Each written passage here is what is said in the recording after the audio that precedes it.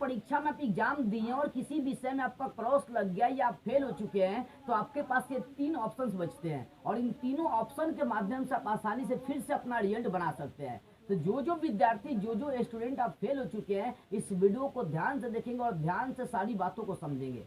Fail होने वाले विद्यार्थी के लिए 3 ऑप्शंस आते हैं जिसको आप आसानी से चूज कर सकते हैं। देखिए, पहला ऑप्शन आता है आपके पास रीचेक का। अब सोचोगे रीचेक क्या होता है। मान लीजिए आपने एग्जाम दिया और आपने बढ़िया से लिख कर आए एग्जाम में और उसके बाद भी उस विषय में आपका एग्जामिनर फेल कर दिया ना, तो उस समय आप फिर से रीचेक यानी फिर से दोबारा कॉपी अपना जांच करवा सकते हैं, चेक करवा सकते हैं। इसी को रीचेक कहते हैं। कुछ पैसा देना पड़ता है। तो आपको लगे कि मेरा इस विषय में नंबर बहुत कम दे दिया एग्जामिनर, या मुझे जानबूझ के फेल कर दिया है, या एग्जामिनर ने यहाँ पर मेरा बहुत ज्यादा नंबर कटा है और यहाँ नंबर नहीं कटना चाहिए था, तो उस समय आप रीचेक करा सकते हैं। ठीक है ना। तो ये रीचेक का ऑप्शन आता है। आप स्कूल से जाकर अपने पूछ सकते हैं सर रीचेक कब होगा या कैसे कर सकते हैं, सब चीज आपका हो सकता है। यानी फिर से अपनी कॉपी की जांच करवा सकता है जिस विषय में आप फेल हुए। ये पहला ऑप्शन आता है। दूसरा ऑप्शन आता है स्क्रूटनी का, सप्लीमेंट्री का इसको बोलते हैं। सप्लीमेंटल भी इसको बोलिए। तो स्क्रूटनी का एग्जाम मतलब क्या होता है, जिस विषय में आप फेल हुए हैं, ये रिजल्ट आने के 2 से 4 दिन बाद फॉर्म अप्लाई होना चालू हो जाता है। तो यदि आपका किसी एक या 2 विषय में क्रॉस लग गया या फेल हो चुके हैं, तो फिर से उस विषय की आप तैयारी करके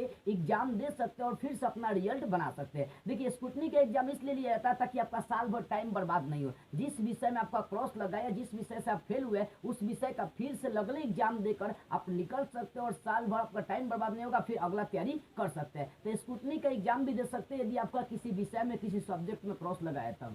तीसरा आपके पास ऑप्शन यही है कि यदि आपको लगता है कि मैं फिर से स्क्रूटनी का एग्जाम दे रहा हूँ और फिर भी पास नहीं हो पाऊंगा, या मेरा वो सिलेबस मजबूत ही नहीं है, वो सब्जेक्ट मजबूत ही नहीं है, तो आपको उस कंडीशन में फिर से तैयारी करके एग्जाम, यानी साल भर फिर आपको टाइम गंवाने होंगे, साल भर मेहनत करने होंगे, तब जाकर आप उस विषय में निकालेंगे। तो 3 ऑप्शन, या तो रीचेक करिए, नहीं तो स्क्रूटनी का एग्जाम दीजिए, और नहीं तो फिर से अपना तैयारी करके बढ़िया से अगले बार रिजल्ट ढाकर लाने की कोशिश करिए। तो 3 ऐसे ये तरीके थे जिसके माध्यम से फेल हुआ बच्चा भी फिर से अपना रिजल्ट बना सकता है। आपको लगे कि इस वीडियो से कुछ भी थोड़ा सा भी चीज सीखने को मिला ना, तो ईमानदारी से इस वीडियो को कुछ लोगों के पास शेयर कर दीजिएगा। जय हिंद।